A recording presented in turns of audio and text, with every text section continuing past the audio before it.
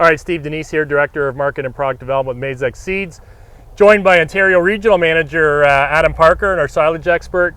Adam, I mean, this is really an unfair question. We're at Canada's Outdoor Farm Show site and the plots look really good, but we got a number of areas across the province that are in extreme drought and under extreme drought pressure.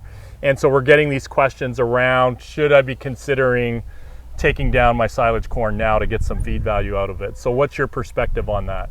Yeah, so first thing would be condolences to everybody that's going through that extreme drought, and it's you're not alone. Even parts of eastern Quebec and the Maritimes and the prairies are also going through drought, so you're not alone. First thing is probably not to panic. I see very little merit in trying to salvage the crop as it is right now. For the most part, the corn will not die, and at some point it will hopefully rain again, and even at that point it will probably rejuvenate a little bit and still put on some vegetative growth. The biggest concern right now is if you don't need feed inventory, if you have enough feed on hand, is to not salvage that crop right now and to wait it out. So the challenge right now, and when any of you're ever taking silage or taking feed off, is always trying to make sure you're taking off at the right maturity and at the right moisture content for storage. So right now that corn will look like crap. It will be brown and withered up, and it will still have a lot of moisture in that stalk, and it'll be probably 80% or more moisture standing there.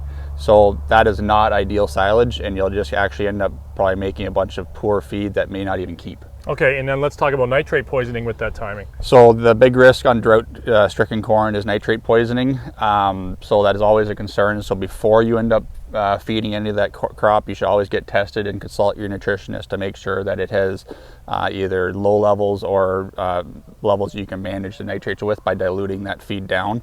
The biggest challenge would be is actually once we get a rain is actually when you get a lot of mobilization of those nitrates out of the soil and up into the plants.